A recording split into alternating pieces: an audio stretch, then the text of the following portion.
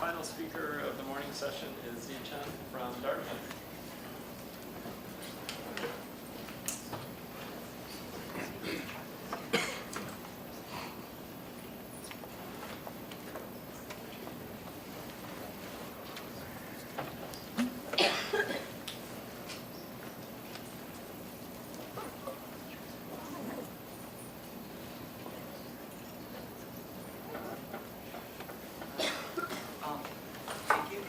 So today it's my great pleasure to talk to you about our work on rapid motion of the Venus flytrap and Bio-mimetic structures.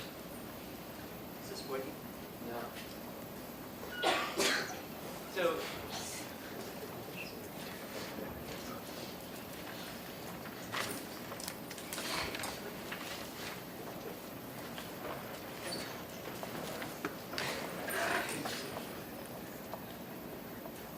So some of you may have watched this Broadway show, The Little Shop of Horror, and remember this giant man-eating plant.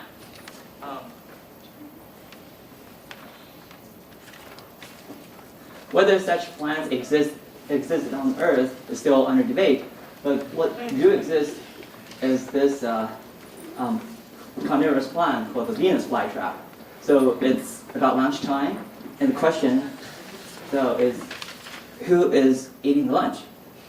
So this ant was lured into the open mouth of the Venus flytrap, and it touches the sensitive hairs, and then the flytrap quickly closes its mouth, and then the ant struggles, the tighter it closes until the ant is doomed.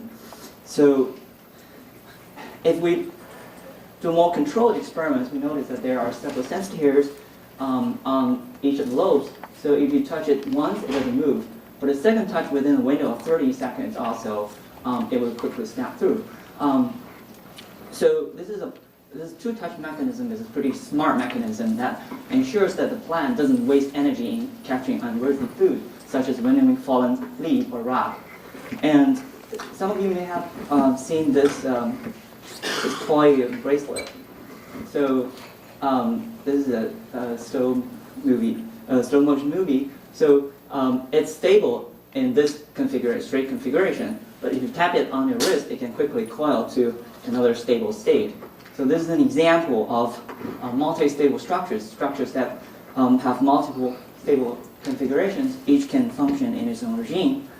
And so such studies can help us understand the mechanisms underlying morphogenesis and mechanical sensation, or the adhesion patterns, or self-assembly and nanofabrication, and in morphing structures in aerospace engineering and in the design of extractable electronics, artificial muscles, and drug delivery systems, robots. So for large deformation of shells, there have been previous theories such as Tim-Shingle plate theory, which assumes that the principal curvatures are constant, which is not always the case. There's also one common theory, which involves highly nonlinear differential equations, notoriously difficult to solve, and people have also used finite element methods, but it's difficult to find the transition point. So we need a more general theoretical framework. So we first did a series of tabletop experiments to investigate such bistable structures. So we pre-stretched two rubber sheets along perpendicular directions, and then we sandwich a swell sheet in between. So this bonded three-layer system, upon release, will deform into one of the following structures. So it's not surprising that it will become a saddle shape. So that's dictated by the nature of the driving force. What is interesting is that if we keep exactly the same driving forces, but we just change the dimensions. So if we make this piece wide enough or thin enough, then it starts to become a bistable structure. So before it was monostable, and now it has two stable states, just like the slap bracelet. So the question is why? And we keep exactly the same driving forces. Why? Just by changing the geometric parameters, then the system can transition from monostable to bistable.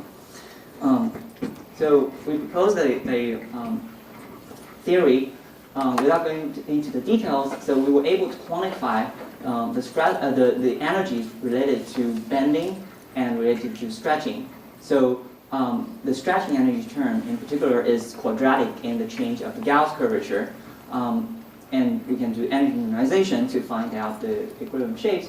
And if we do a dimensional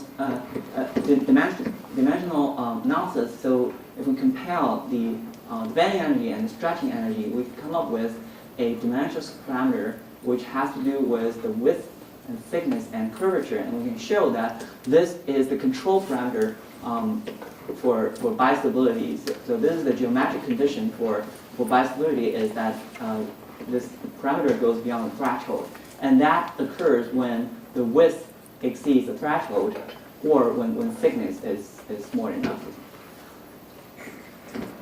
And our results, theoretical predictions, agree pretty well with the experimental results from the Sharon's group, where they also use this theory to interpret the chiral opening of the chiral C pods. And so for helical structures such as these, we're able to manufacture, for example, a purely twisted ribbon. So that's by, again, a 3-layer experiment. So the top and bottom layer are pre-stretched in perpendicular directions, and then we sandwich a ribbon along a 45 degrees misorientation angle in between. So locally it forms into a saddle shape, but globally it becomes a purely twisted ribbon. And what's more interesting though is, so this ribbon is monostable and is purely twisted. Then what happens if we keep exactly the same driving forces and we just make the ribbon wide enough? Well, in that case, according to our theory, actually the ribbon would deform into a nearly cylindrical shape where the principal curvature in one direction would vanish. And so it becomes a helical ribbon with 45 degrees helix angle. More interestingly, now it's bistable. So it can be stable in this configuration. It can also be stable in this configuration. And so one of this ribbon, so this ribbon in that case would bifurcate into this shape and that shape, 2 helical ribbons. So here I'm showing you a video. So it can transition from a helical ribbon with almost 30 degrees helix angle to another one with 60 degrees helix angle. And so this kind of shape transition from purely twisted shape to nearly cylindrical shape can actually occur in a variety of physical systems, including liquid crystal elastomers and also in Alzheimer-related peptides. So we were able to predict such transitions and also simulate it using finite element method.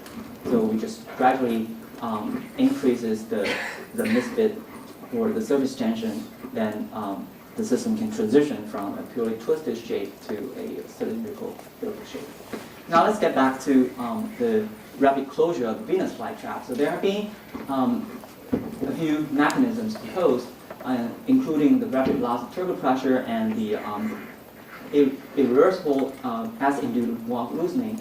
And Mahalavan's group have proposed a mechanical buckling theory to predict such behavior, and people have also used electrical charges to trigger the closure or closed mathematical models to model the dynamics.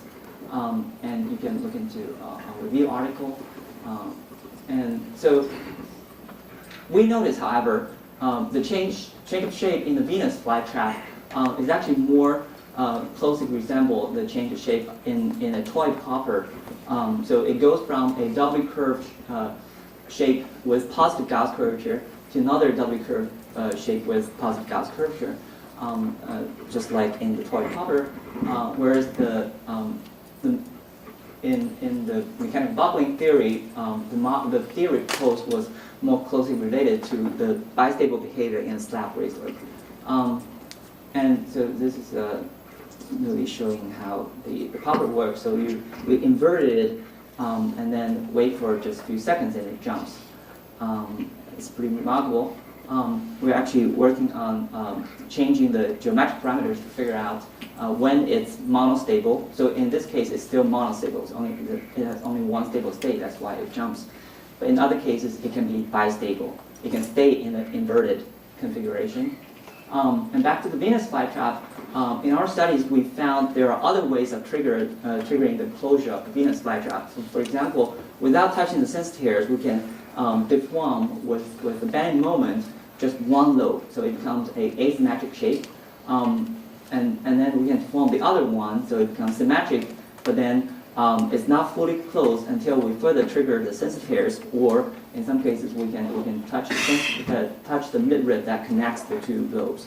And we also, according to this, we build mechanical analogs that illustrate such deformation nodes. And then we think there might be some secrets in the midrib, so we also did experiments in which we poke on the midrib. So we found that by two consecutive touches, we can also make it close. So without touching the sensitive hairs, use a needle to poke on the midrib. It's one touch, and it closes. And it also sometimes can close in an asymmetric fashion. We're also investigating why it can close asymmetrically. So based on principles learned from the flytrap, we can also design. Oops. Oh, this one's not there. Oh, okay. This is the funniest part. Oh, all right. So what you're supposed to see is that when we touch this structure once, it doesn't move, and it remains open. It deforms a little bit, but a second touch, it closes. Sorry, I had to transfer the file to this. Try again. Oh, okay. Come to me if you're interested. Yeah, because I'm using a memory stick now. So with that, I'd like to acknowledge my lab members who contributed to these studies, and also my collaborators. And I'd like to also briefly mention some of the ongoing works in our group. So we have been studying, so we've been able to manufacture bistable helical ribbons. And in this case, we found actually so we thought that two helix angle would add up to 90 degrees, but from the experimental measurements, it seemed not to be the case. So we're investigating this phenomena. And the reason I didn't bring it is that the edges are actually pretty sharp. So when I played with it, I actually cut myself because the force is pretty large. And I told my students it's an evidence that we're actually doing cutting-edge research. So, like I said, we've been able to make poppers using 3D printing. So in this case, by tuning the geometric parameters, it can actually be bistable. So the inverted state can be another stable state. And we also perform finite element simulations to model this process so it can stay in that inverted shape. And our group is also investigating helical origami structures, as well as collective cell migrations in embryonic development and cancer cell migrations. Thank you very much.